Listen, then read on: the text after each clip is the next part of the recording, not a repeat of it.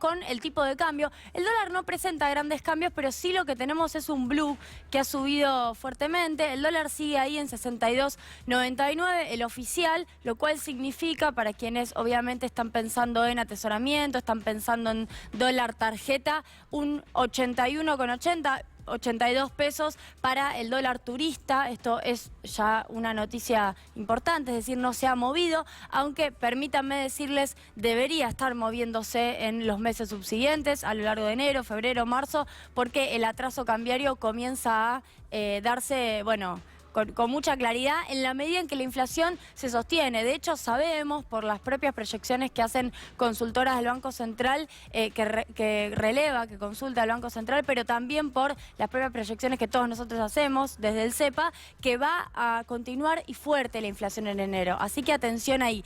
El blue está en torno a los 77 pesos, todos los paralelos, digo, el contado con liquidación, el MEP y también el informal de Calle Florida, podemos calificarlo, aunque es muy porteña la calificación, están ahí en 75, 77 pesos, pegaron un saltito. No hay, y fíjense, esta sí es una diferencia con la etapa anterior, no hay un salto del tipo de cambio ante la coyuntura adversa en términos internacionales. No sé si se recuerdan el efecto Turquía, allá por 2018, julio, agosto 2018, toda la suba del dólar respondía a que en Turquía había crisis, o también lo que ocurrió con el efecto sequía. Bueno, hay una crisis en este momento, un conflicto bélico internacional, y el dólar sigue ahí. ¿Por qué? Porque hay controles cambiarios. Eso no significa ensalzar los controles cambiarios, pero sí mostrar que si el Estado se propone mantener un régimen estricto del valor del dólar, puede hacerlo. Obviamente al costo de cobrar un impuesto adicional para quienes quieran acceder al mismo.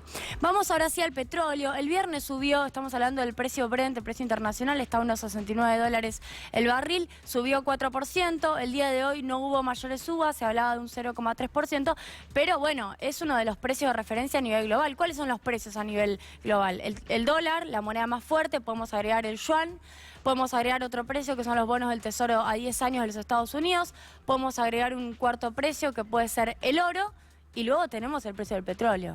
Estos son los precios a nivel global y les podemos agregar un panel de unas 5 o 10 empresas que cotizan en las principales bolsas del mundo, que te marcan la referencia de cómo le va a algunas empresas tecnológicas, a algunas empresas industriales. Pero según lo que pasa en el petróleo, en el precio del petróleo se mueven muchas desindexar gran parte de su economía. El dólar, el petróleo te sube y te cuesta mucho desdolarizar el esquema de combustibles. Entonces, atención ahí porque se frenó una suba de naftas.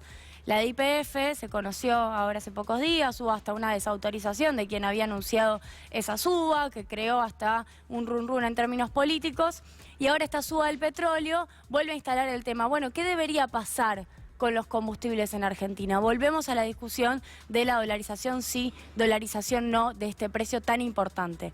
Bueno, tercer dato, me parecía importante retomar esto, es un informe del sector privado, de ACARA, tiene que ver con las concesionarias. ¿Qué es lo que estiman?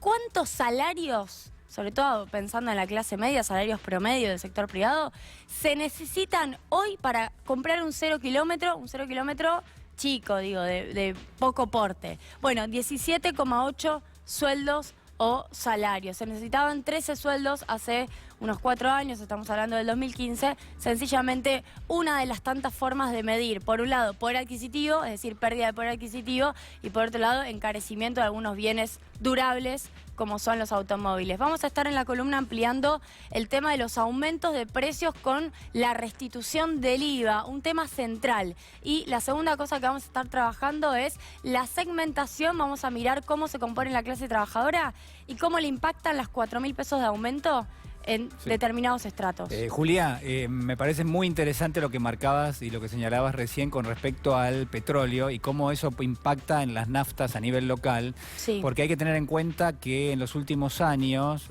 uno de los factores que hacía que la evolución de la inflación tuviera un curso cada vez más relevante, que creciese en todo caso la inflación en la Argentina, fue el aumento de los combustibles. Digo, fue una de las razones, además del aumento de las tarifas y otras cuestiones, ¿no? Y uno se pregunta ahora, que sube a nivel internacional, ¿cuál debe ser la política que tiene que aplicar el gobierno nacional? Si tiene que frenar los aumentos, porque todas las compañías petroleras van a querer aumentar.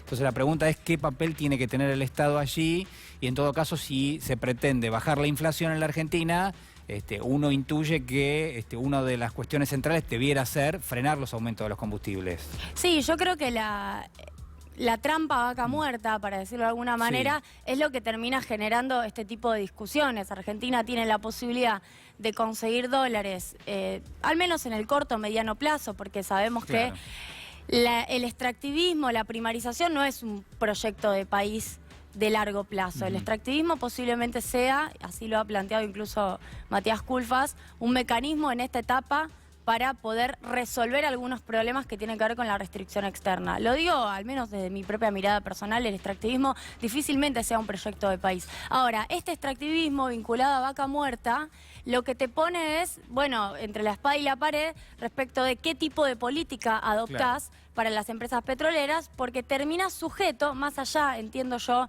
de los condicionamientos que les puedas poner al capital privado, termina sujeto a las decisiones de inversión del capital privado sin un Estado fuerte que pueda poner toda la plata como lo hizo YPF allá en 2013. Y esa sujeción al sector privado tal vez termine cediendo en los precios de los combustibles. La pregunta es cuánto se puede ceder para no, bueno, vulnerar el bolsillo de los que menos tienen. Sí, es importante, pero además porque el gobierno se supone que intenta poner en marcha un acuerdo de precios y salarios y no va a funcionar si la inflación sigue siendo muy elevada. Solamente va a funcionar, uno entiende, si la inflación empieza a dar señales de que empieza a bajar de nivel.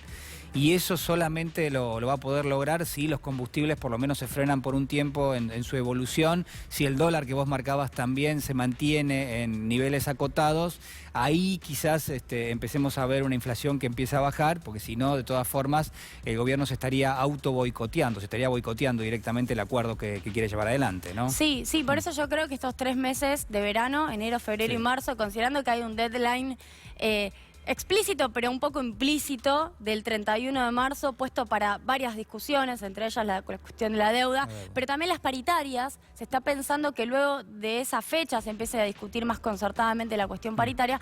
Bueno, evidentemente lo que pase en el verano en relación a la inflación va a condicionar todo lo demás. ¿Por qué no vamos a...? Hoy tenemos un escenario y en marzo vamos a tener otro escenario. El gobierno intentará que no sea mucho más distinto. Muy bien, muchísimas gracias, Julia. Lo seguimos analizando en instantes nada más.